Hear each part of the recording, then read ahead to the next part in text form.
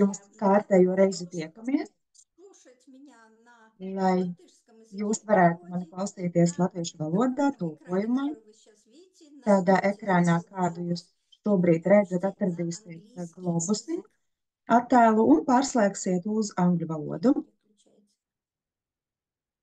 Vai pārslēdzas? Сейчас будем двигаться дальше. Итак, Tagad virzīsimies tālāk. этот Un фонд, tā, Международный фонд «Живи осознанно», šis который ir позволяет нам с вами starptautiskais fonds, общаться. kurš ļauj mums ar Здесь jums происходит komunicēt. много встреч, Šeit notiek daudzas специалисты делятся tikšanās, своими знаниями. speciālisti dalās Сегодня savās такое zināšanās, счастье un šodien рассказывать man то, ir tas что gods я stāstīt знаю. to, И я ko думаю, zinu что es. будет вам Un интересно, es потому что domāju, ka время jums такое. varētu būt interesanti, Какое jo ir время tāds сейчас attiecīgs будем laiks. говорить?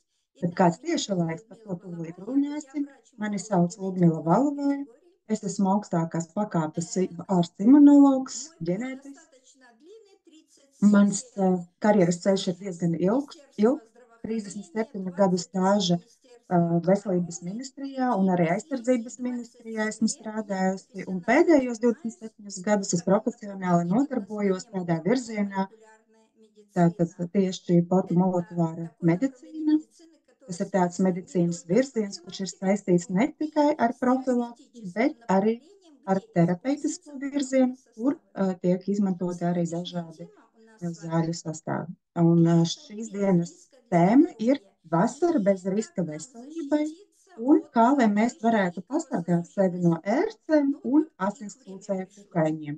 Nu, kaut kā ir iestājies viņu laiks. Дело все в том, что Lieta на планете tāda, вообще ka сколько существует mūsu Земля, planētā, всегда cik vispār ilgi происходили pasaule климатические pastāv, изменения. vienmēr ir Всегда. То notikušas был, dažādas что у klimatiskas нас izmaiņas, тропики с динозаврами, bijuši потом у tropiki ar нас dinozauriem, ледники un с tad bija ledāji мамонтами. ar Вот, всегда mamutiem, un что-то vienmēr происходило. И kaut все kas это ir длилось noticis, на un tas протяжении viss тысяч, а ilga может и миллионов лет. tūkstošiem gadu, bet varbūt pat miljoniem Вот gadu, в последнее bet время как-то вот эти pēdējā изменения laikā климата kaut kā tāds klimatiskās задержались во izmaiņas it времени, kā и ir произошло то, что на laikā протяжении одного поколения мы pātrinājušās, un видим sanāca эти tā, ka vienas изменения. paudzes Ну, laikā mēs redzam šīs конечно, izmaiņas. Un te, способствовало много protams, причин, но to сегодня тема veicināja ļoti не daudz про это. dažādi Но что faktori, бы я bet хотела šodien вам par to сказать, nerunāsim. Taču, ko es что vēlētos будет pateikt, привязано к нашей теме. kas ir Это piesaistīts mūsu tēmai. последние Tas ir даже pēdējais, меньше, чем 10 лет. kas Понимаете, меньше, notika чем 10 лет. pat mazāk Температура nekā на pēdējo планете 10 gadu laikā. поднялась на 2 Tātad градуса. Что gaisa это значит? temperatūra Это planētā pacēlās называется par 2 grādiem. глобальное Un потепление. ko tas nozīmē? To Как sauc par результат, globālo в sasilšanu. Un kā 2017 rezultāts году недавно, да, 2017. вот, gadā arī pavisam nesen значит, в Гренландии Grenlandē. откололся кусок Tātad льда, не больше, не viens меньше, а площадью один milzīgs километр. ledus Вот gabals, kas дальше, ir 1 kilometru liels, bija 2019 год, tātad atdalījies no миллионы тонн Grenlandes, льда, un 19. миллионы gadā тонн льда miljoni tonu ledus откололись и растаяли в arī Арктике. tātad atkrita un Arktikā izkusa. Un kas sanāca? Okeānā tātad parādījās silts ūdens, tātad virziens, un, kas ir ļoti svarīgi. Un tātad viss pēdējās tās izmaiņas, kas ietekmēja klimatu, šajā slaidā jums vajadzētu to redzēt. 6. jūnijas 2023. gadā. Tātad tā bija diversija, sprādziens Kahovkas hidroelektrostacijā un tonnas tātad saltūdens novirzījās Melnās jūras virzienā un notika tātad šīs jūras skābināšanās un tādas milzīgas izmaiņas. Un tas viss kopā noveda līdz tam, kad flora un fauna sāka pārcelties uz citām vietām ar siltāku klimatu. Un priekš manis, kas ir tāds spilgtākais piemērs, piemēram, flamingo sāka parādīties Ukrainā. Agrāk tā nekad nav bijis. Bet bez floras un faunas, ko mēs varam redzēt un sajust, ir tādi sīki kukaiņi. Tātad ērces mēs attiecinām uz tādiem kukaiņiem, kas arī sāka tātad pārcelties, pārvirzīties, un to skaits būtiski palielinājās, ja mēs to salīdzinām ar to, kas bija agrāk.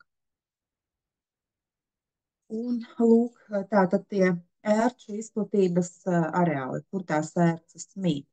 Tātad lieta ir tāda, ka ērces, kuras mēs, tātad, kas mums būtu jāzina par ērcēm? Kad ērcēm patīk brokastis tādas, piemēram, ar to rīta kafiju, tātad līdz pulkstens 11. Tas ir tas laiks, kad ērcēm ir nepieciešams kādu apēst, nu tātad apēst kaut kādas brokastis.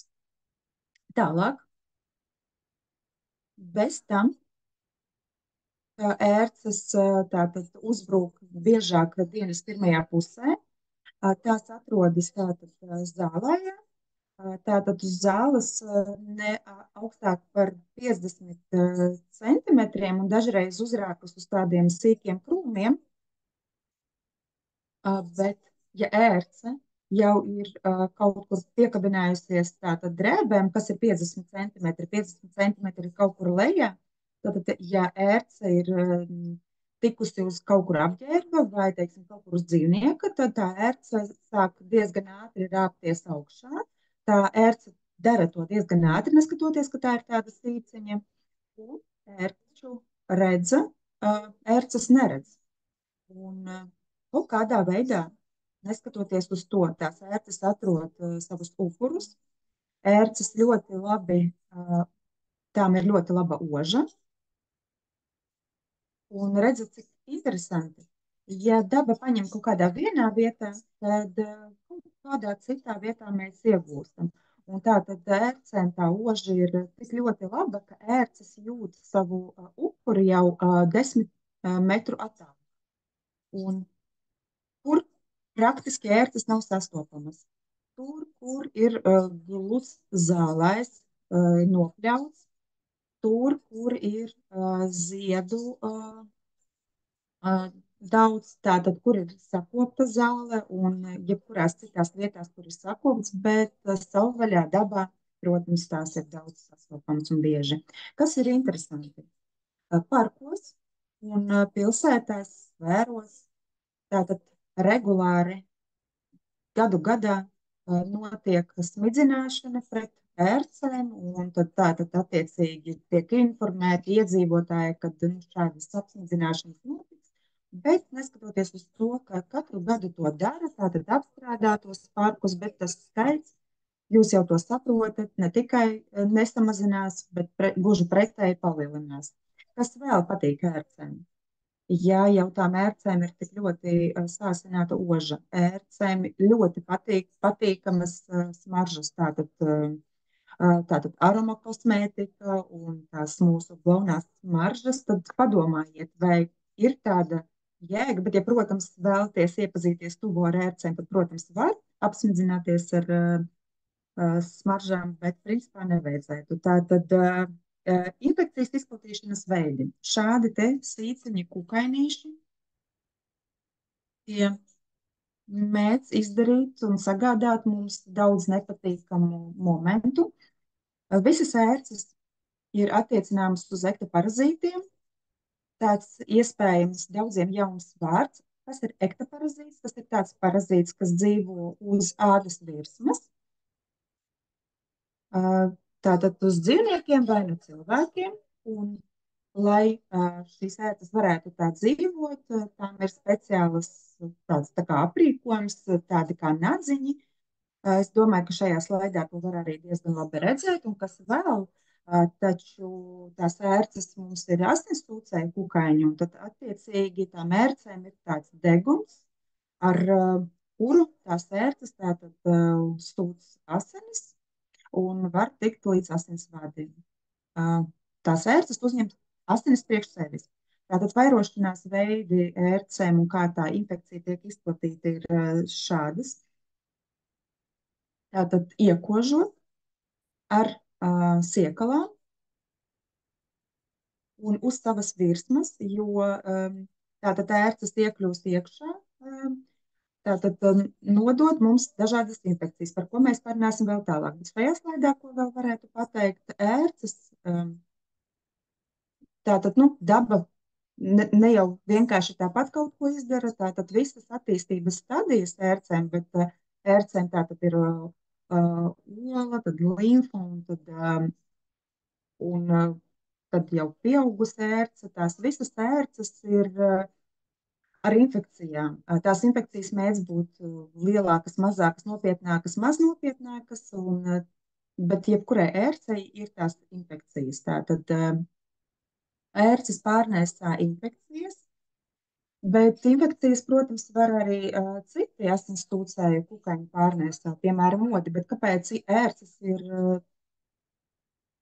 netik drošas kā odi, piemēram? Jo tās, piemēram, ērču olas ir daudz spēcīgākas un skaidrs, protams, ka tā infekcija uzreiz ātrāk mums iznāk ārā. Tātad ērcei visi posmi, katrā ērces attīstības stadijā ir kaut kādas infekcijas. Un ērču mātītes prot tātad nolikt tās savas olas jau inficētas. Tātad vēl nekas nav izaudzis, bet jau šī ola ir ar infekciju. Tā ir tāda īpašība, un tas ir svarīgi, un to ir svarīgi atcerēties. Savukārt, kad notiek tieši pats ērces kodiens un kā tas notiek, kas mums būtu jāzina? Kur vispār tās ērces ir, kur mēs varam tās sastapt? Jā, tātad uz zāles, bet ne vienkārši kaut kur mežā, bet gar ceļiem, gar ceļiem parkos. Un jo vairāk pastaigājas cilvēku, piemēram, pastaigājas ar sunīšiem, jo vairāk tātad ir to cilvēku un suņu, jo vairāk ir barības priekš ērcēm, un tad attiecīgi tie ērču restorāni ir gar jebkādiem ceļiem. Tās īpašības ērcēm ir tādas, ka tās ķermenis ir tik ļoti liels, bet pati galviņa un ar pašu degunu ir tik ļoti maziņas, ko nevar nemaz pat pamanīt. Bet oža, kur tātad ērces var sajust to smaku mūsu, tās spējas sajust aromātus atrodas uz priekšējām kājiņām, un tad no rīta uzkāpjot uz lapiņas, uz kaut kādas zālītes no rīta, tātad, kad, piemēram, mēs pastaigājamies ar sunīti, tad tik līdz 10 metru attālumā ērce ir saodusi sunīti, tad uz tām kājiņām ir tās ožas, tie ožas gali, un tad tik līdz ērces sajūt to smaku, tad sākas tāda kā erotiska deja uz šīs zālītes, un attiecīgi šī ērce dejo, gaida, gaida, un it kā vilina pie sevis, un tātad sava lanča, savu brokastu laikā, kad tas notiek, tātad aizķeras aiz suņa spalvas vai, piemēram, kaut kur pie apģērba pieķeras, un tad uzkāpjas diezgan augstu un diezgan ilgi. Dažreiz tā rāpšanās aizņem vairākas stundas, kāpēc ne uzreiz kaut kur iekož. Tāpēc, ka ērce meklē tādu vietu, kur nav apģērbs, tātad, lai būtu kaila āda, vai, teiksim, kaut kur uz vēderiņa mūsu suņukam, kaut kur, kur ādai jābūt plānākai. Nav vienkārši tā, ka ērce ir uzkāpusi uz tātad puķas ādas un uzreiz iekožas. Nē, tātad tai ādiņai ir jābūt plānākai. Un tādās vietās, kur tātad ir augstāka temperatūra, tātad tas nozīmē, ka tuvāk pie asinsvadiem, kur jau attiecīgi ērce varēs ātrāk un tuvāk sasniegt to asinsvadu. Un tik līdz ērce sasniedz tādu vietu, tad ērce pārtop par tādu kā ķirurgu. Kāpēc? Tāpēc, ka atrodot attiecīgo vietu, paralēli notiek tātad tas, kad ērce izdala tādu kā anestēziju, ka cilvēks nejūt to pašu kodiena brīdi, un tālāk tas deguntiņš kā skalpelis sagriež ādu un jau ar galvu iedziļinās lejā un sasniedzot asinsvadu, kur ir asinis attiecīgi, piestiprinās ar savām siekalām, bet tās siekalas ir kā superlīme. Un jo vairāk uztūts asinis, jo smagāka šī ērce paliek, un jo vairāk tās siekalas, tā superlīme tiek izdalīta, tātad, lai neatkristu. Tieši tāpēc tas vēderiņš sāk uzpūsties, bet ērce neatkrīt, neskatoties uz to. Un tādā veidā mēs, tas ir paradoks, bet mēs to principā to kodienu nejūtam, jo tātad ērce mūs ir tā kā atsāpinājusi. Tās ērces savā starpā atšķiras, tātad ir mātītes un ir tēviņi, un tie tēviņi ir maziņi, mātītes ir lielākas, krietni lielākas. Tātad bez tam asinis uzņem, tātad, lai runātu par to, kas mūs visvairāk sarūktina, ne tikai jau tādi nobriedušas ērces, tad, kad viņas jau ir sasniegušas to vecumu, kad tiek izsniegta pasa. Tātad tajā vecumā, kad ērces jau var vairoties, un tieši tajā stadijā ērcēm ir jāuzņem asinis. Tālāk, ja mēs runājam par ērču meitenēm, mums tās ir vairāk bīstamas. Mātītes, izbadējušās mātītes sver 2 līdz 15 miligramus, bet kad apēd daudz asiņu, tad līdz 1200 miligramiem. Tātad grams un 200 miligrami. Iedomājieties tātad, kādas ir tās apetītes. Tātad izbadējusies mātīte, ja viņa ir stāvoklī, tad tā nesāks dzemdības procesu, līdz tā nebūs paēdusi. Tātad šis process tiek regulēts, tāpēc tēviņiem nepieciešams daudz mazāk asiņu, tāpēc viņi diezgan ātri jau piesātinās un atkrīt. Tādas ērces var atkrist, un mēs pat nemaz nevaram nepamanīt, ka ērce bija iekodusi. Taču tas nebūtu nav bīstami, tas iespējams pat ir daudz bīstamāk, jo, piemēram, mātīte, kad piesūcas, tad tā mātīte ēd un ēd tās asinis, uzņem mūsu asinis, un saprotat, un tas var notikt līdz pat 6 diennaktīm. Tāds tā kā sieviešu raksturs. Un tad tomēr, vai ērces ir ienaidnieki, vai tomēr kaut kas cits, vai vienkārši mūsu kaimiņi? Lieta ir tāda, ka, ja jau dabā tās ērces pastāv, tad jābūt kaut kādam labumam no tām ērcēm. Tas ir dīvaini no vienas puses, bet no otras puses dabā ērces ir nepieciešamas. Kāpēc? Tātad pirmajā punktā es domāju, ka daudziem tas varētu būt diezgan interesanti. Vismaz man tas šķita ļoti interesanti. Vēlos pateikt, ka priekš manis agrāk bija tā, ka to pašu tēmu ik gadu atkārto. Un es, piemēram, par šo tēmu runāju jau 3. reizi, bet mani visu laiku mocīja jautājums. Skatieties, ja ir augsta ziema un pavasaris atnāk vēlu, un, piemēram, tad vasarā, pašā pavasara beigās un vasarā, tā ir maksimāla agresija un tas maksimālais ērču skaits jūnijas, jūlijas, bet ja pavasaris bija agrīns un bija silts, tad kāpēc nevis tad tās ērces parādās lielā daudzumā, bet vienalga jūnijā, jūlijā? Un man tā kā tas jautājums visu laiku traucēja dzīvot. Visu laiku man galvā stāvēja tas jautājums, ir jābūt kaut kādai atbildē, bet kas izrādās?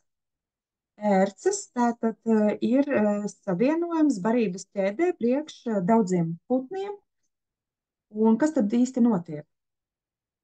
Kad ir pavasara periods, tad putni ko dara? Tātad sagatavo ligzdas, un tad atnāk putnu bērniņi, mazi putniņi. Un tad, attiecīgi, kamēr putni sēž uz savām olām, un kamēr parādās mazi putnēni, tad viņiem ir ļoti svarīgi uzņemt olbaltumvielu barību. Un kas ir olbaltums? Tātad tie ir kukaiņi, tās ir ērces, tie ir dažādi kukaiņi, un tātad jebkāda olbaltumvielu barība. Un sākumā tātad putnu tēviņas sākumā baro tās savas māmuļņas, kas baro tos mazos putnēnus, un tātad baro ar to olbaltumiem bagātu pārtiku, dažādiem kukaiņiem. Un kad jau putnēni sāk lidot, tad tie pāriet jau uz veģetāro barību.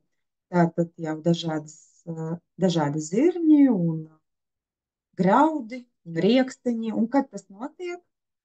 Pavasara beigās un vasarā, un tieši vasarā jau putni pāriet uz to veģetāro pārtiku. Un tieši tāpēc tas ērču skaits, protams, palielinās.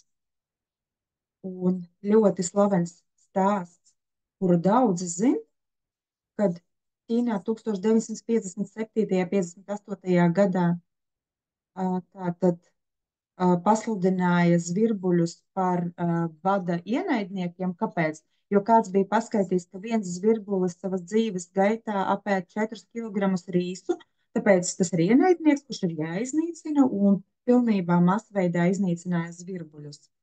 Pāris gadu laikā iznīcināja visus zvirbuļus. Es nestāstīšu, kādā veidā, tas tiešām to var uzzināt internetā, visu var tagad atrast, bet ar ko tas beidzās? Ka vēlāk Ķīnai bija jāiepērk miljoniem zvirbuļu, jo iestājās tāds bads, bet kas bija noticis? Notika lūkas. Zvirbuļu nebija, un ērces un dažādi citi kukaiņi, visi tie sīkie kukaiņi tik ļoti daudz izplatījās, ka pilnībā visa raža bija iznīcināta, un tieši tad sākās šausmīgākais bads. Tagad mūsdienās. Iespējams, kāds no jums to zina. Varbūt es jums tādu kā uzdevumu uzdošu. Tagad pievērsiet uzmanību, kas dzīvo pilsētās. Kur pazuda zvirbuļi? Es jau esmu uzzinājusi, bet es šodien nestāstīšu, jo tā nav mūsu tēma, bet pats par sevi fakts. Šobrīd baloža, kuru ir daudz pilsētās, bet zvirbuļu tā īsti nav. Bet tieši zvirbuļiem ļoti garšo olbaltumiem bagāta pārtika, jo īpaši tātad tajā periodā, kad viņiem ir mazi bērniņi un viņiem jāuzņem tā olbaltuma bagāta barība. Un tāds, lūk, ir mūsu stāsts. Un tagad mēs uzzinājām, kādu svarīgu lomu tātad ērces lomu spēlē barības ķēdē. Nākamais. Tātad ērces ir dažu kukaiņu attīstības stadija. Jā, tie piedalās tajā stadijā. Tātad ērces pārnēsā daudzus mikroorganismus, tādus kā baktērijas, vīrusus un spirahēju un dažādus tārpus. Vienšūnu organismus un ērces mehāniski uz sevis tā kā pārnēsā arī dažus kāpurus, piemēram, tās mušu kāpurus un tādus arī, kas kaitē lauksaimniecībai.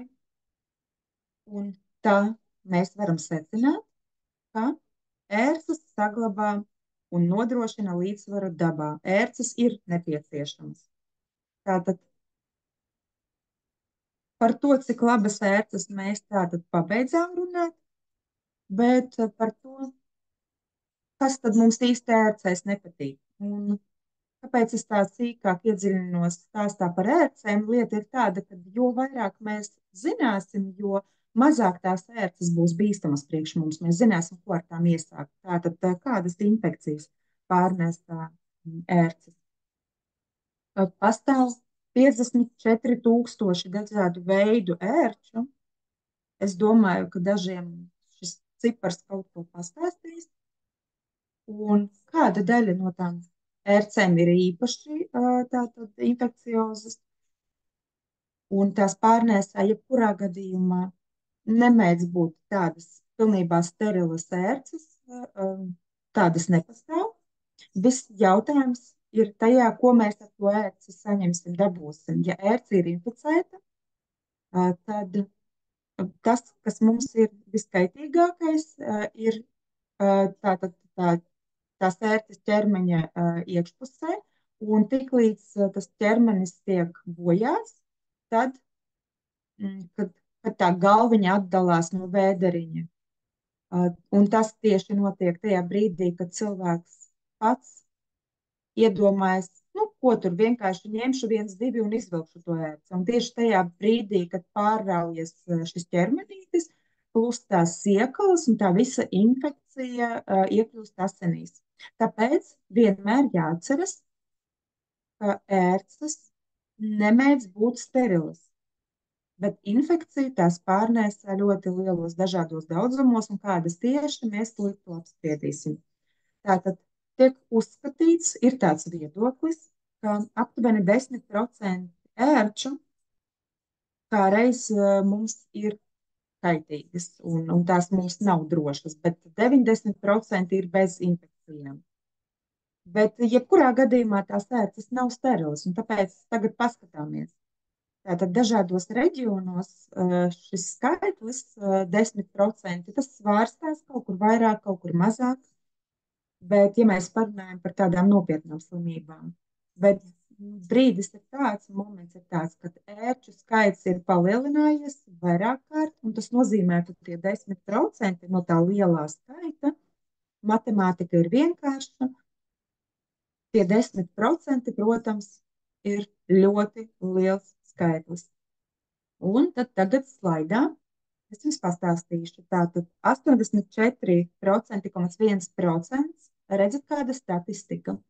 Tātad skaitās, tiek uzskatīts, ka tās ērces ir bez infekcijas, bet tajā visā ietilpst tādas sarkanās vietas pēc ērču koduma, kurām ir arī speciāls nosaukums, tādas tās alerģiskās reakcijas, kaut kādi toksīni no ērcēm, kas arī var izraisīt ērču paralīzi. Tas viss attiecināms uz tiem 84%, kuri tiek uzskatīti par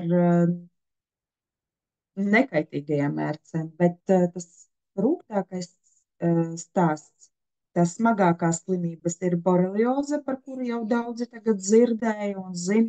Agrāk tie bija atsevišķi gadījumi, bet tagad daudz to gadījumu ir 11,4%, 2,2% ir ērču encefalīts, tas ir smagākā saslimšana no tām visām, un 0,5% anaplazmoza un 0,8% tātad erliķioze. Bet par to mēs vēl parunāsim. Un tālāk, kur ērcēm vislabāk patīk iekost. Es jums vēlos pateikt, gan jau jūs to saprotat. Tātad tā ir jābūt vietai, kur ir silts, kur ir tā plāna ādiņa, un tātad dzīvniekiem visbiežāk vēderiņa un vēl starp tātad pirkstiņiem ķepiņām. Piemēram, pēc pastaigas no rīta saimniece ar sunīti. Uz saimnieces ērce nav nokļuvusi, ērce ir uz sunīša, atnāk uz mājām, un tad saimnieks vai saimniece samīļo savu sunīti un apskauj pie krūts, kaut kur, piemēram, vēdera līmenī, un tā ērce pāriet no sunīša uz kurieni, tātad uz saimnieku vai uz saimnieci. Un, ja mēs runājam par pieaugušajiem, tātad, ja tā ērce ir nokļuvusi uz pieaugušā cilvēka, tātad ir tā viena iespēja, ka ērce nokļūst no dzīvnieka uz cilvēku. Tad ērce iekožas zem ceļiem, cirkšņa apvidū, padusēs, un tajās vietās tātad paltīk ērcēm iekosties, bet ja mēs runājam par bērniem, tad ērcēm patīk bērniem iekosties aiz ausīm un arī galvas matainajā daļā, jo bērni ir mazāka auguma un ērcei ir vienkārši sasniegt tātad galvu bērnam un atrast to vietu, kur ērcei ļoti garšos un ērcei būs garšīgi savas pusdienas apēst. Un jebkurā gadījumā, pat ja nav alerģijas tajā kodiena vietā, tad vienalga būs kaut kāds apsvērtums, un tie izmēri var svārstīties līdz pat 1 centimetram. Bet, nu, tagad tās saslimšanas, kuras mums vispār nav nepieciešamas, tā ir borelioze, tātad pievērsiet uzmanību. Es nedaudz tagad runāšu par slimībām, un to visu tātad mums nodot ērces, tas laima un boreliozes slimības izraisītais ir borelijas. Un vēl, kāpēc laima borelija to infekciju sauc, tātad tās borelijas, tā ir infekcija, kura tiek nodota kopā ar ērcēm 10 reizes vairāk un biežāk nekā citas infekcijas, visizplatītākās. Mēs jau noskaidrojām, kad spirahēta ir tas izraisītājs un nokļūstot organismā 1, 2 dienas līdz pat dažreiz 2 nedēļām. Tas ir tāds apslēpts inkubācijas posms, kad it kā nekas nenotiek, un tad ir 3 stadijas. Es tagad īsti detaļās neiešu, bet raksturīgi tātad ir tas, kad ir tāds plankums sārts, kurš migrē kaut kur, staigā pa ķermeni. Un tātad šādu plankumu sauc par eridermu. Tad jau pievienojas galvas sāpes. Tātad vienkārši sāp galva. Tad ir arī iekaisums. Iekaist viena vai vairākas locītavas. Tālāk vairāk, tad mainās svārstās garstāvoklis un pat mēdz būt arī agresijas lēkmes. Un daudz dažādu tādu sīkumu. Ko es vēlos pateikt? Borelijas. Tā ir tāda infekcija, kas iekļūstot cilvēka organismā, tātad, lai tās borelijas labi justos tajā organismā un lai varētu vairoties, tāds meklē tādas vietas, kur ir vismazāk skābekļa, kur ir hipoksija. Tātad, kur skābekļa vispār nav, tas ir ideāls variants, kad vispār nav skābekļa. Un kur tas ir? Tātad tieši mūsu locītavās, arī visticamāk tieši ceļos, tur ir ļoti maz asinsvadu un borelijas tur ļoti labi jūtas, un tur tās vairojas, un tieši tāpēc mūsu locītavas iekaist. Un tā diagnoze borelioze, tā ir tāda lieta. Tātad vēl apslēptie draudi, un tātad vissmagākā situācija ir ērču encefalīts. Ja jūs domājat, ka tas ir tikai kaut kādos tālos mežos, tad nē, šāda kaita ir arī mūsu tuvumā. Tā vismagākais stāvoklis, es jau stāstīju, kāds mēdz būt, bet encefalīts ir tikai 2,2% ērču, bet saprotiet arī, tas 2,2%, tas vairs nav tikai 2,2 cipars kā tāds, bet tas skaits ir diezgan liels. Tātad ir tādas cēloņsakarības, uz kurām ir jāpievērš uzmanība.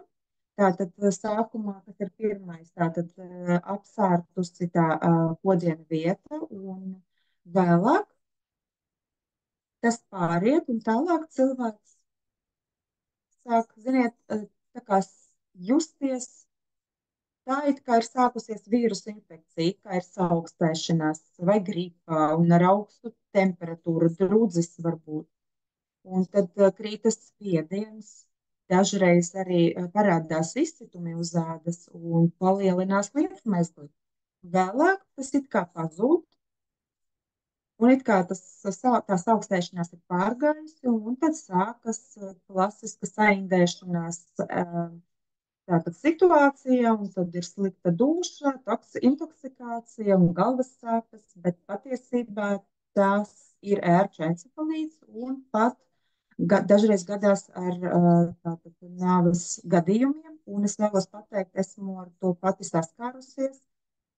Mūsu ģimenes labs paziņa, tāds izcils sēņotājs, cik gadus viņš ir gājis un sēņojis un ogas vācis, un tās ērces pats ir ņēmis sev ārā, un vienā dienā, vienā brīdī kaut kāda ērce, tātad no tiem 2,2% uz viņa bija uzkāpusi.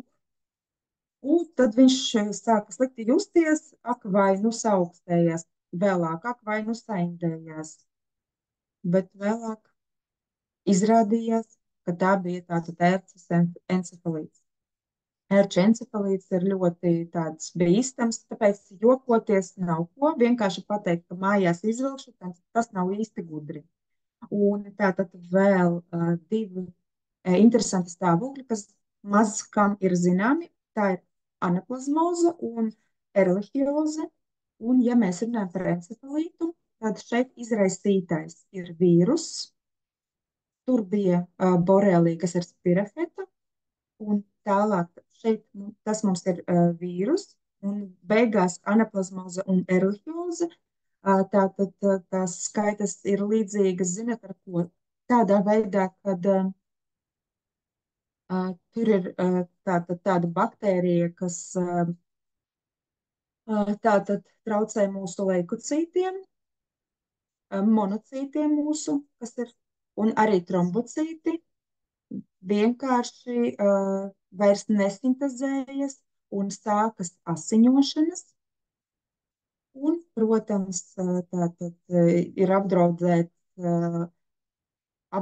limfātiskā sistēma, un tad attiecīgi aknas un sirds un asinsvadu sistēma un centrālā nervu sistēma, un principā nekas interesants un nekas labs, un tātad tas viss ir diezgan rūksts stāsts. Un tālāk.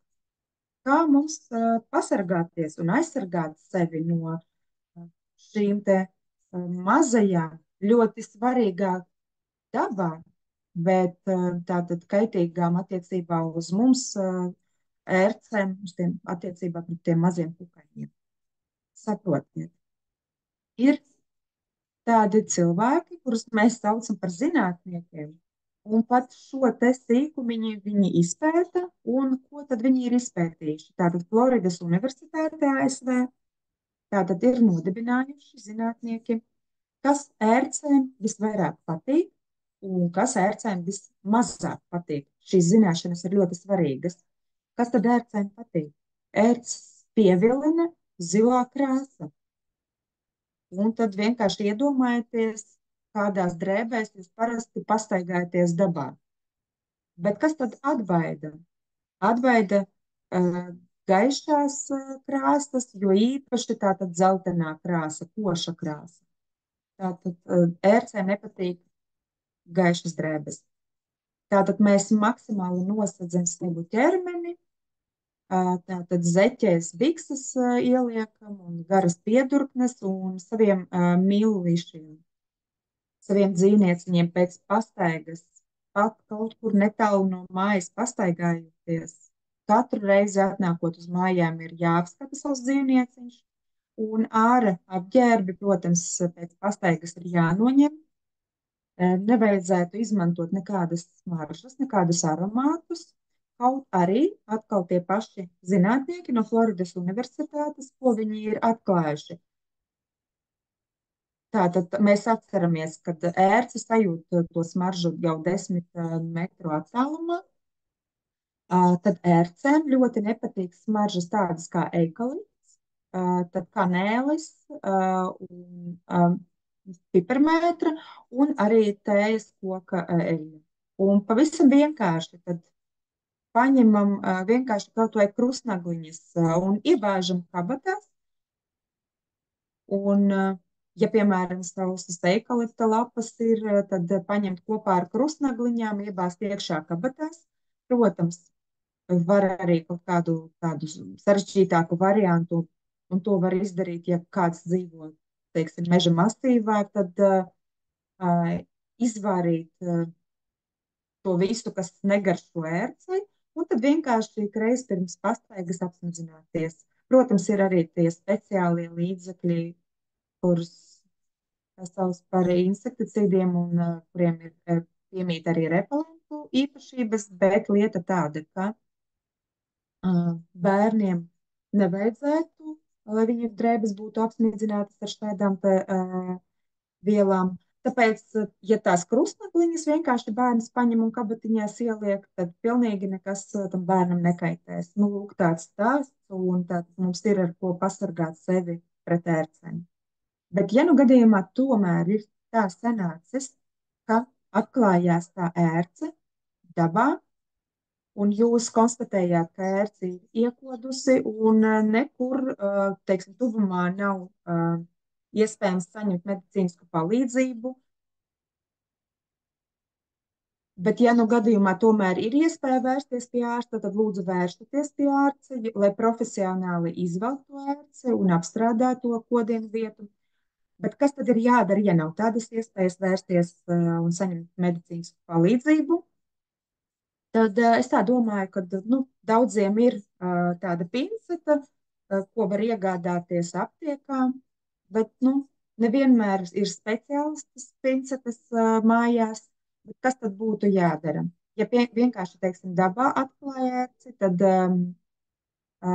sākumā uzreiz ir jānoņem tā ērce, bet kā to darīt? Pirmais, kas ir jādara, tātad apstrādāt to vietiņu, tātad dezinficēt, paņemt diegu, kaut kur izņemt, nezinu, izvilkt no apģērba kaut kādu diedziņu, vai, teiksim, no kaut kādas sēdziņas, ja, teiksim, bija kaut kur šašlikos.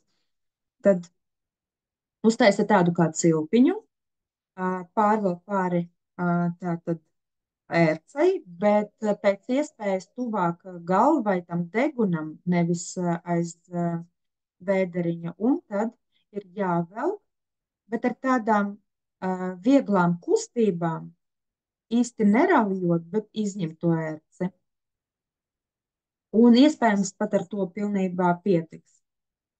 Ja tā ir mātīte, tad tur ir superlīma un diez vai izdosies, bet ja tas ir tēviņš, tad izdosies visticamāk.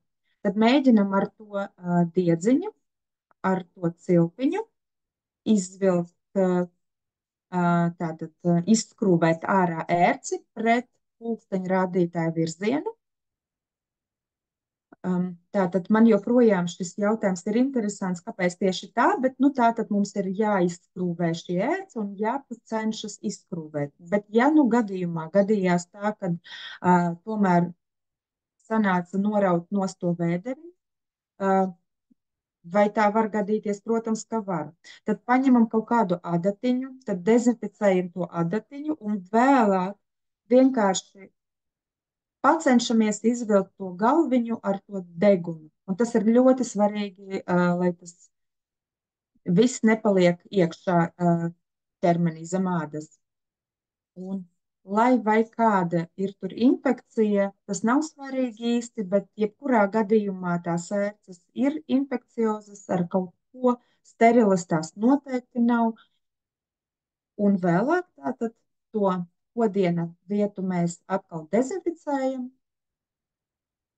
Es gribu pateikt, ka, protams, pandēmijas laikā mēs visi iepazināmies ar antiseptiskiem līdzekļiem. Katram somiņā ir tie antiseptiskie līdzekļi somiņā. Un ideāls variants ir ielikt kaut kādā trauciņā to ērci un nogādāt uz laboratoriju, lai izpēta, vai viss ir izvilkts, vai tā ērce ir teiksim, pilnīga un vispār, lai tā tad izpēta, vai tā ērce ir kaitīga vai nē. Un tāds lūk stāsts. Bet ja jūs atgriezāties mājās un konstatējāt, ka ērce ir iekodusi, tad noteikti dodaties kaut kur uz medicīnisko iestādi, kur jums ļoti profesionāli palīdzēs noņemt ērci.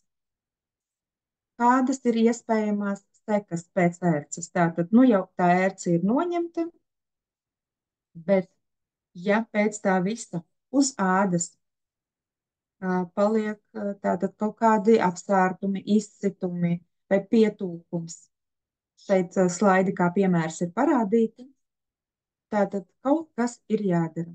Bet es te vēlos pateikt, kā priekš manis, tas ērces kodiens, neskatoties uz to, kādu konkrētu infekciju tā ērce nodod, un pat ja nebūtu tagad tā globālā sasilšana, bet vienkārši tāpēc, ka mūsu, teiksim, dabā ir tagad mazāk zvirbuļu, tad es jebkurā gadījumā zinu, ka, ja ērce ir iekodusi, tad pirmais, ko mēs darām, mēs dodamies uz aptieku, kur ir azitrosandoze, azitromicīns, un tas ir ļoti ērti. Tur ir tikai 3 kapsulas.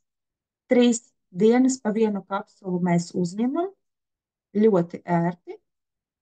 Bet vismaz tad jums būs tātad kāds miers par to, ka preventīvi kaut kas bija izdarīts. Tātad jau tāda pirmotnējā ārstēšanās notika. Tātad, ja mēs redzam, ka mums ir šāds te apsvērtums, vai tad mēs varam pateikt, ka tur nav infekcijas, mēs taču nezinām, kādu infekciju tā ērce mums ir atnesusi. Ja tā tad tas viss sadzīst, tad tātad mums ir arī vēl citi preparāti, kurus var lietot ne agrāk par 14 gadu vecuma, bet tas azapols ir ļoti ērti. Es, piemēram, arī to esmu tātad saskārusies ar ko tādu ērci, man ir podusi, bet es vienkārši zināju, ka pēc iespējas ātrāk vienkārši jāuzņem tās 3 kapsulas un viss vēlāk ātri mierīgi pāries. Tālāk. Tātad, nu nevaru bez zinātniekiem un, ziniet, man tiešām patīk visi tie cilvēki, kas atklāja kaut ko, kas meklē kaut ko, un ne tikai priekš sevis, bet priekš visas cilvēces. Un tātad, kas tad interesants? Ko zinātnieki un ko tad viņi ir atklājuši? Ērces tātad iekoš visbiežāk. Kam? Kāds varbūt tagad sapriecāties. Ērcēm labāk patīk iekost cilvēkam. Cilvēkus iekost tādus, kuriem ir otrā asins grupa. Tādu cilvēku ir 36%. Zinātnē vispār mums stāsta visu procentos, un jo tātad lielāka statistika, jo precīzāka zinātne. Tālāk tātad pirmā grupa un ceturtā grupa mazāk, tur pa 12%, bet trešā grupa vispār ērcēm nav interesanta. Varbūt kāds, kas mūs klausās un kādam ir trešā asins grupa, tad jums būs jautrāk ap dvēseli. Kaut nedaudz. Un tātad šeit mums ir nākamie slaidi. Lieta tāda, kāda ir saikne starp pandēmiju un mūsu tēmu par ērcēm. Saprotat? Dzīve rit, un tālāk tātad notiek jauni atklājumi, un tie slaidi tātad šī atklājumi ir saistīti ar Covid-19. Tātad, kā tas ir saistīts ar mūsu tēmu? Sentluisas Universitāte ir tātad izmeklējusi un analizējusi, izpētījusi gandrīz 800 medicīnas kadrus. Tātad tos cilvēkus, kas ir smagi izslimojuši Covid saslimšanu, un tātad šiem cilvēkiem, ko nozīmē 50%? Faktiski sanāk, ka tie sāka slimot ar dažādām saslimšanām 2 biežāk nekā slimoja pirms. Un tātad šeit Covid tā ir ietekmējis. Un, protams, Covid mums nogalina imunitāti, bet tālāk 24. gads, jeb pagājušajā gadā, tātad bija Ukrainas ārstu reumatologu konference, un tur tātad bija tāds ziņojums, kurš arī kaut ko jaunu ieviesa, kur zinātnieki ko jaunu atklāja. Tātad locītavu iekaisumi, jo īpaši jauniem cilvēkiem, it kā to reimatologi tātad ir to visu izsacinājuši un pētījuši, kad it kā reimatisms, kad tās locītavas bija saslimušas, bet tātad izslimojot Covid saslimšanu, sākās nekrotiski traucējumi, tātad vispār tās locītavas sāka birt un ir, un tātad šādi te sarežģījumi, komplikācijas ir no Covid. Un tad mēs zinām, kurš tad tur mums locītavās izmitinās borelijas. Un vēlāk Eiropas parlaments tātad pasludina memorandu par Covid-19, kur ir Covid un kur ir Eiroparlaments, kur ir memorands, bet tas viss mums tā kā nav skaidrs, bet izrādās, ka nu jau bija atklāts, tādā līmenī jau tas bija pieņemts, ka tās borelijas, bet to ir ļoti daudz dažādu veidu, tās pēc tam, kad cilvēki izslimoja Covidu, kas tad notika brīdī, kad cilvēks slimo Covid? Tad ir tātad skābekļa deficīts, jūs atceraties, un tad bija tā mākslīga plaušu ventilēšana, tie visi aparāti, jūs atceraties. Un tā tad, ja iekšā organismā trūks skābeklis, tad tās borelijas un tie spirefēti, ja kaut kur bija, tad tas viss gāja ārā, un tad organismā, cik jau bija to vietu tam cilvēkam, kur bija skābekļa deficīts, un tās sāka tātad visur pa organismu izplīst, un sākās ar to tātad gan ādas saslimšanas, gan viss kaut kas cits. Agrāk tās bija citas diagnozes, bet izrādās, ka tās visas ir boreliozes, tātad visi orgāni, kur ir tātad skābekļa deficīts, tur izplatās boreliozes. Un kas tad tām boreliozēm kaitē, tātad skābeklis? Tad tik līdz trūks skābeklis, tad tajā vietiņā uzreiz sāk dzīvot borelijas. Mēs īsti nezinām, kāda infekcija ir pie mums nonākusi, kad ērce ir iekodusi, un jo vairāk, ja tā ērce bija iekodusi un pati atkrita, un mēs to nepamanījām, tad ir pienācis tas laiks, kad jau tā kā putni jau ir aizlidojuši, putni jau ir pārgājuši uz veģetāro barību, bet ērcēm tātad palika ļoti labi un tā sāka ļoti vairoties. Un ja tā ir noticis, ērce ir iekodusi, tad nevajag neko gaidīt un domāt, ka, nu kā agrāk, kad nekas nebūs. Un ja mēs vēl sliktāk sākam tur kaut ko ieļot vai kaut kādas tādas lietas darīt, ko mums kādreiz vecvecāki bija ieteikuši, tas nav labi. Tas ir ļoti slikti, jo tad tā ērce nokļūst un iekļūst mums arvien dziļāk, un tas viss, kas ir slikts tajā ērcē, iekļūst vēl dziļāk. Un tas ir vēl sliktāk, jo tas viss nonāk tieši asinīs, un tur ir visa infekcija tad nonākusi. Bet tālāk, ja jau kaut kāda infekcija ir nokļuvusi, tad mēs izdzērām to azipolu, nomierinājāmies, bet tie toksīni no visām infekcijām ir palikuši mūsu organismā, tāpēc lielisks jaunums.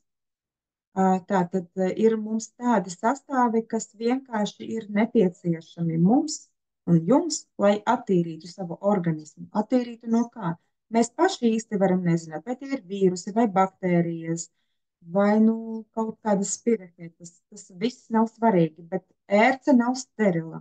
Es ļoti lūdzu jūs atcerēties to, ka ērce nav sterila. Un tad, attiecīgi, Borelis Pro. Pats nosaukums mums runā par ko borelis, vai ne? Tas ir tas sastāvs, kas samazina tās sekas no ērces kodiena. Un vienalga, Tātad kaut kas mūsu organismā ir iekļuvis. Panikā krist nevajag. Iekoda ērce pareizi izdarīja, izvilka, un tad azipolu izdzēra maleči. Un tālāk, ko mēs pareizi darām, vēlos te pakavēties pie sastāva. Tātad cistus lapas ekstrakts. Tas nav vienkārši tā, ka mēs pateiksim, ka tiešām ļoti labs augs. Bet 2006. gads, tātad zinātnieki, epidemiologi Vācijā, tātad zinātne mums to visu stāsta. Tātad tas ir tāds dabas radīts līdzeklis, kas iedarbojas uz vīrusiem. Protams, uz tādiem vīrusiem kā gripa vai citiem vīrusiem, ko mums ērce var nodot. Protams, ērce mums visu kaut ko var nodot. Un tātad, ko tas augs dara? Tas ir polifenols. Es jums stāstīju, ka es nodarbojos ar ortomolekulāro medicīnu jau 7 gadus. Es jums pateikšu tagad piemēru. Kas tas ir? Tās ir pareizās molekulas, un tie polifenoli ir tās pareizās molekulas, kuras tātad to gripas vīrusu tā kā apvalko, un tā kā ietina bezmaz vai tā kā autiņos, kā agrāk ietina bērniņus, un tad nobloķē to vīrusu un tātad spēcīgi iedarbojas pret vīrusiem. Tātad tālāk. Šeit mēs tālāk vēl atkal atsaucamies uz ortomolekulāro medicīnu. Tātad molekulas, kas uztur un atbalsta tātad locītavas un kaulus, locītavas atbalsta, attīra asinis no toksīniem, konkrēti pat no spirohetām. Un tātad arī ķiploku ekstrakts, kas ir dabas radīts antibiotiks, kurš tiešā veidā korektē imūno sistēmu. Ko tas nozīmē? Kad tiešā veidā palīdz mūsu imunitātei, tiešā veidā, bet kā konkrēti tieši T limfocītiem. Kas iepriekš klausījās manu webināru par imunitāti, es diezgan precīzi tur paskaidroju, bet šeit tātad ķiploks ir tiešais imunokorektors, kurš iedarbojas uz T limfocītiem, kurš tātad, ko mums tie T limfocīti mums tagad apkaros 20 veidus sēnīšus, 20 veidus baktērijas un dažus vīrusus, un arī labvēlīgi iedarbosies uz asinsvadiem un uz elpceļiem. Un tad mums ir jāatcerās, ka elpceļi ir mūsu skābeklis. Tātad tas skābeklis, no kura baidās borelis. Un tālāk tātad oregano ekstrakts. Kāda tad šeit mums ir molekula? Tātad tāda viela, kas, zinat, no kā nebaidās un pat jo vairāk iedarbojas. Kādā veidā iedarbojas? Neļauj vairoties un pat iznīcina. Un tad tātad visus parazītus un arī vienšūnu tātad parazītus. Atcerieties, es jums stāstīju, ka tie ir saistīti arī ar ērcēm. Tātad to visu, šī molekula, karvakola molekula, to visu iznīcina. Un arī patentēts maisījums, kas atbalsta imūnsistēmu. Un tas viss tātad mums palīdz atbrīvoties no toksīniem. Un tātad vēl augs tātad Japānas sakne, kur atkal ir tādi pētījumi, kur dažādu zāļu sastāvi, kas mazina iekaisuma procesus, un tie ir tādi, kas par 25%, tātad par 1/4 tātad atvieglo iekaisuma procesus. Un tādu zāļu ir 158, un tātad mūsu tātad Borelis Pro sastāvā Japanese Nutrit ekstrakts ir tieši 14. vietā. Un to visu sastāvu es jums precīzi pastāstīju, tāpēc, ka tieši tagad katram mājās tātad šim te līdzeklim ir jābūt katram pie mums mājās. Un nākamais, tātad proimmuno. Pats nosaukums, jā, tātad, lai atbalstītu imunitāti, šeit, kas ir interesanti. Arī viss ir interesanti. Es varu par katru formulu daudz stāstīt, to jūs labi saprotat, bet ir tādas lietas, piemēram, kā kvercetīns, kas tas ir par sastāvu, kas tās ir par molekulām. Tātad tā ir dabīga viela, bioķīmiska viela, kas principā ir attiecināma uz bioflavonoīdu grupu. Tātad, ko tas kvercetīns dara? Tātad tas pastiprina vitamīna C uzņemšanu, par ko mēs vēl parunāsim.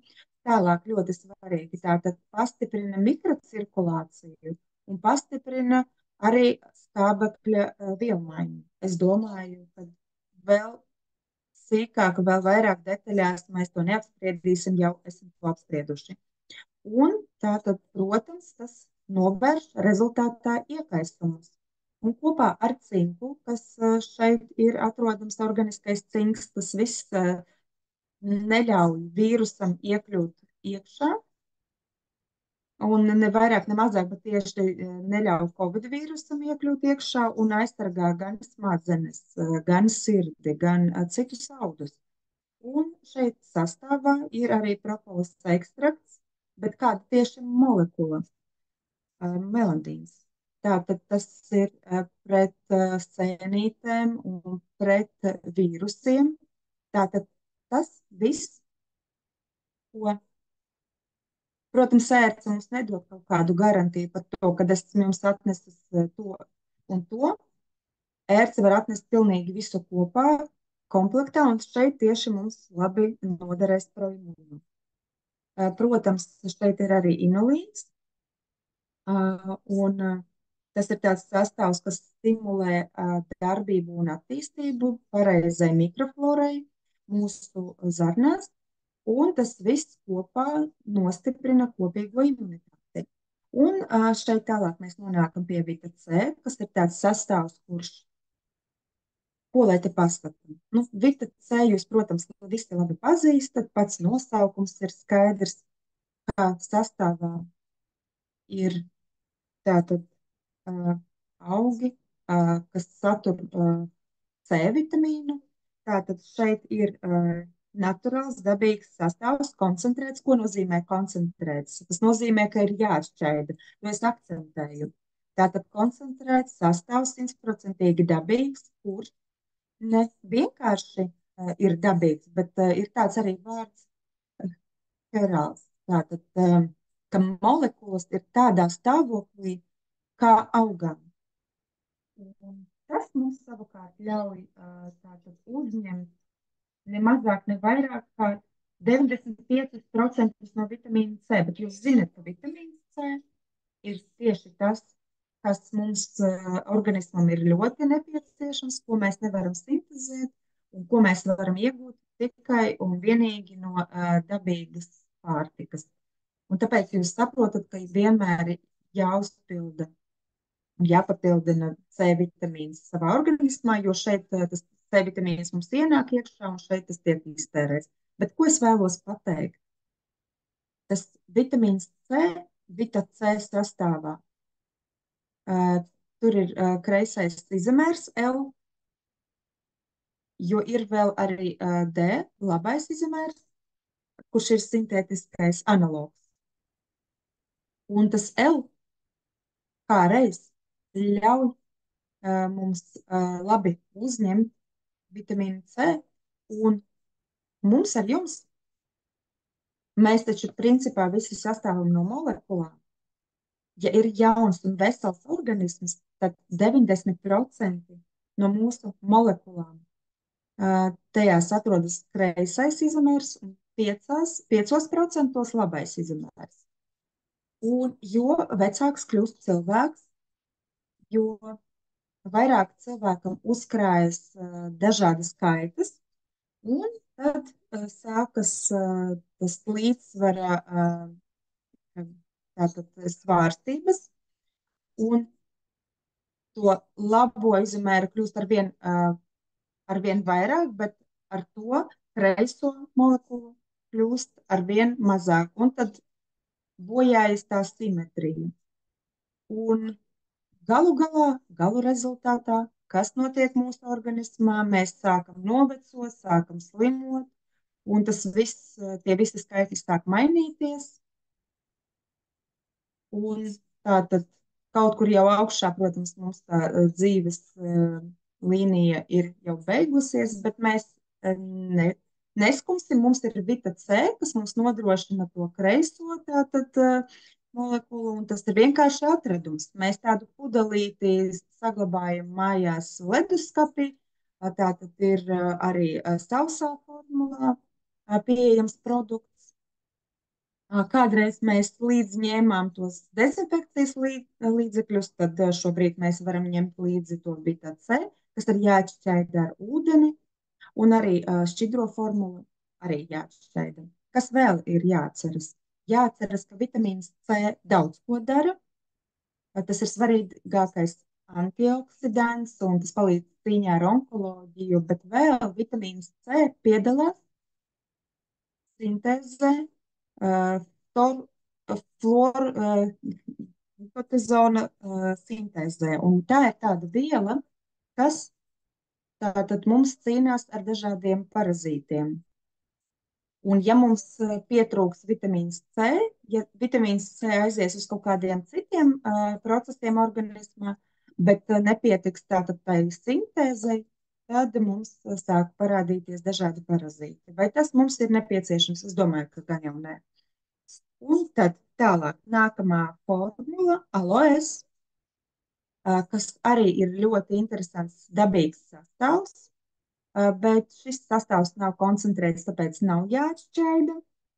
Tātad te ir tās dabīgās īpašības fitosanācija, fitoremediācija, tātad organisma dabīga attīrīšana, šķidrā veidā 100% dabīgs no Meksikas alvejas. Un tātad no Meksikas alvejas gan sula, gan mīkstums, un tātad tas ir ļoti svarīgi. Un trešā sastāvdaļa mums šeit ir oregano, par ko mēs jau pirms brīža runājam, kur atrodas tas karvakrols, kas ir tā molekula, tas ir tāds organiskais savienojums, kas iedarbojas antibakteriāli. Un vēlos vēl pateikt, kā tas karvakrols tajā alvejā, tas aktīvāk iedarbojas nekā 16 dažādi antibiotiķi. Vienkārši iedomājieties, aktīvāk un efektīvāk nekā 16 antibiotiķi no vīrusiem, sēnītēm un pat tuberkulozes. Iedomājieties, vienkārši tā ir māte daba, tā ir tā ortomolekulārā medicīna, kur tu zini, kādi tie sastāvi un kā ar ko vajadzētu savienot dažādas augus.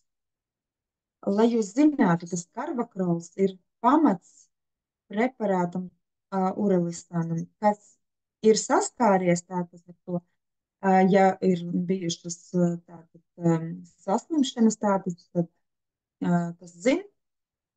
Bez tam ādas mitrināšana, ādas barošana. Kāpēc es runāju par ādu? Bet tāpēc, ka pēc pandēmijas ādas imunitāte, tātad neliela atsauce, katram orgānam ir sava imunitāte, un ādai ir arī sava imunitāte, un gandrīz katram tā imunitāte ir pazeminājusies par 30%.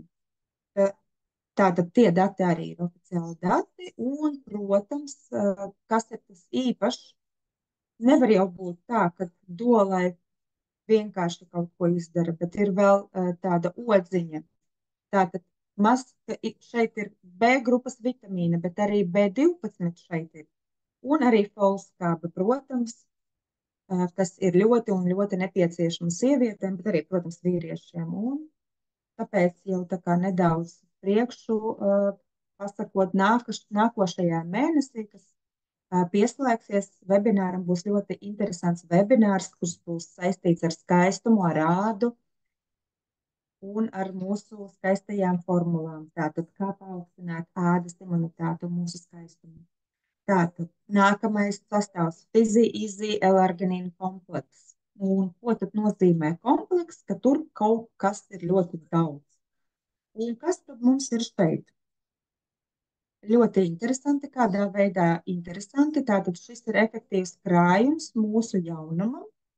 L-arginīns ir tātad aminoskāba, kuru mēs nevaram ne ar ko aizstāt, un tātad atslēgas komponents priekš mūsu šūnu aizsardzības. Tātad aknu šūnu aizsardzībai. Tas ir arī imunomodulators, kurš palīdz mums. Un tas palīdz mums saglabāt imunoglobulīnus ādas, attīra ādu, atvainojiet, asinis. Un kāpēc vispār šajā programmā par ērču kodieniem šeit mēs par to runājam? Tāpēc, ka šīs formulas, šo tablešu uzdevums ir ātri atbrīvot skābekli. Ātri, lai mūsu organismā ienāk skābeklis. Bet kurš no skābekļa baidās? Par to mēs diezgan daudz jau šodien esam runājuši. Kā tīrās asinis, tātad ar vecumu viss kaut kas mūsu organismā mazāk izstrādājas, bet gados veciem cilvēkiem jo vairāk, bet ja kāds vēl ir stāvoklī un ja kādam iekoda ērce, un mēs nezinām, kāda mums ir infekcija, tāpēc ļoti vienkārši un patīkami burvju tabletīti iemetam iekšā ūdenī, tā ļoti ātri atšķaidās, un šī tablete mums nodrošina palīdzību pateicoties patentētam sastāvam, dabīgam sastāvam L-arginīnam. Un tas ietekmē arī locītavas, iedomājieties tieši arī tēma par locītavām, tātad sargā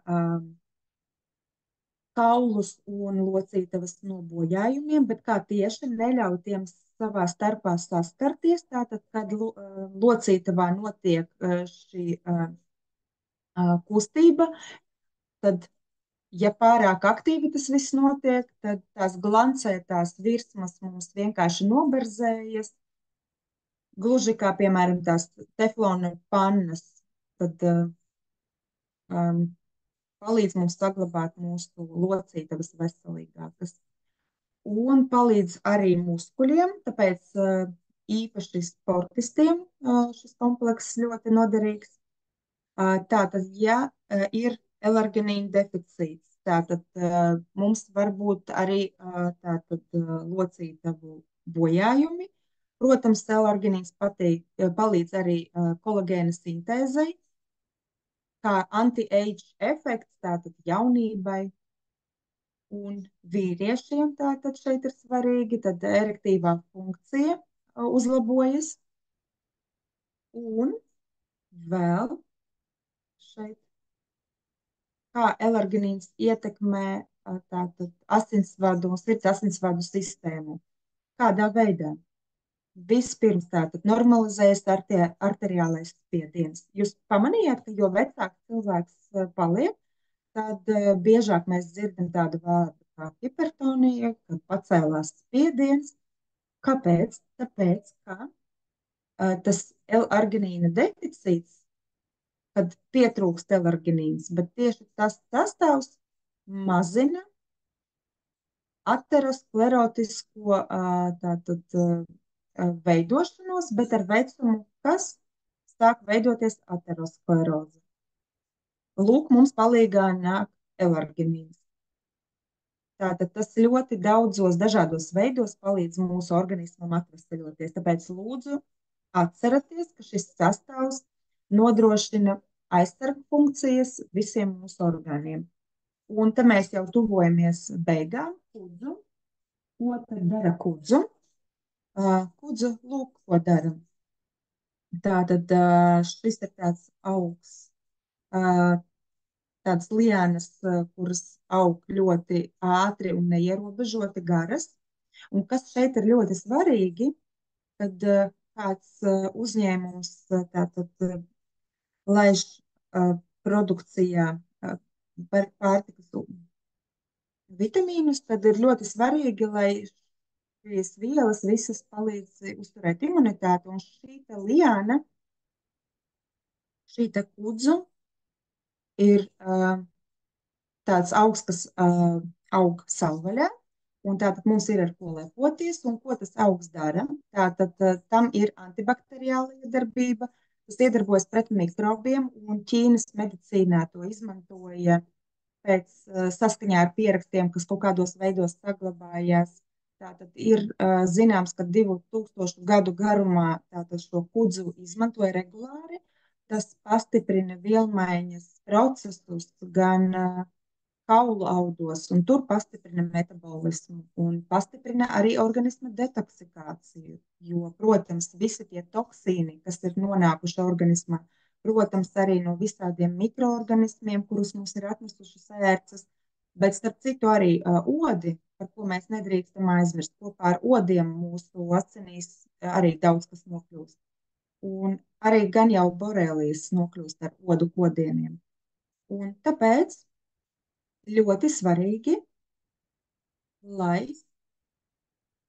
tas detoksikācijas process, tā funkcija darbojas ļoti aktīvi, un tajos stāvokļos, kad ir dažādas alerģijas, un īpašības ir tādas, arī palīdz apkarot stresu, antistresa efekts.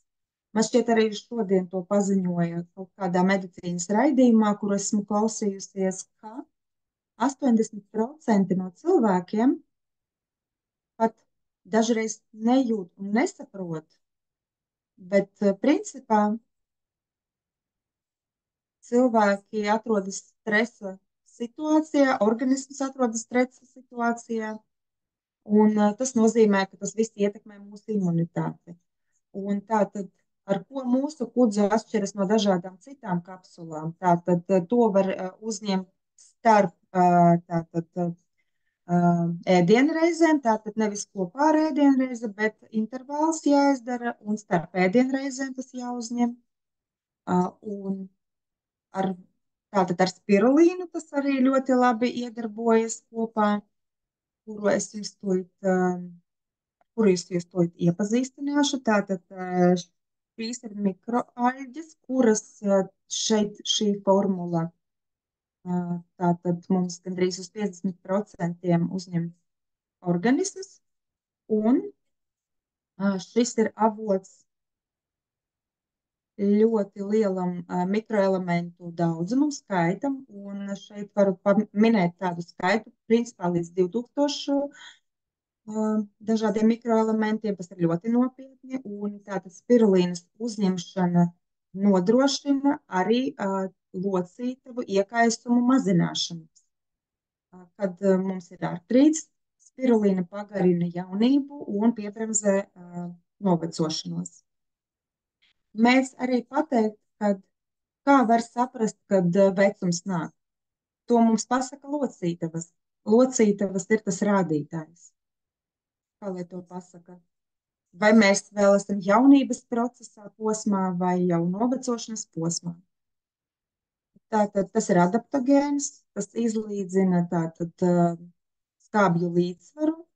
Un, ja cilvēkam ir problēmas ar sirds asinsvadu sistēmu, tad regulāri jāuzņem spirulīnu. Un tas ir labi, ka mums ir tas līdzeklis, ko mēs varam lietot. Kas vēl tālāk mums šeit varētu būt tāds svarīgs?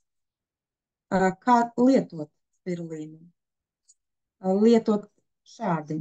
Jāuzdzer, jo tā ir aļģe, tad jāuzdzer ar lielu ūdens daudzumu. Tātad nevis divi vienkārši maziņi malciņi, nevis pusglāze, bet droši var uzdzert ar glāzi ūdens. tiem, kam garšo kafija. Intervāls starp kafijas uzņemšanu un spirulīnas uzņemšanu ne mazāk kā 30 minūtes. Ja mēs runājam par pienu, tad aļģiem vispār nepatīk piens. Piens neutralizē to iedarbību, tāpēc laikā, kad mēs uzņemam spirulīnu, vajadzētu atteikties no piena. Tālāk, tātad spirulīna mazina alkohola tieksmi uz alkoholu. Ja kāds vēlas apkarot savu tieksmi uz alkoholu, tad iesaku spirulīnu. Un arī palīdz cīnīties ar svaru. Šī ir tātad pilna programma tajā laika posmā, kad mums ir aktīvas ērces. Un atceramies, ka ērces nemēdz būt sterilas. Jebkurā gadījumā tās mums atnes kaut kādu infekciju. Tātad ērci mēs izņēmām, izdzērām azepolu, un tā ir programma, kad mēs varam iztīrīt pilnīgi visu, vai tie ir vīrusi, vai tās ir baktērijas. Šī programma mums nodrošinās visu, un vēl katrai šūniņai piegādās skābekli. Un tātad mūsu informāciju jūs lieliski saprotat oficiālās lapas Facebookā, Instagramā un tā tālāk. Un katram, kurš ir Duolife kluba biedrs, katram ir savs kabinets, kur jūs varat iegūt informāciju un tātad visu veidu informāciju, ko tik vēlaties iegūt. Un tagad liels paldies katram no jums!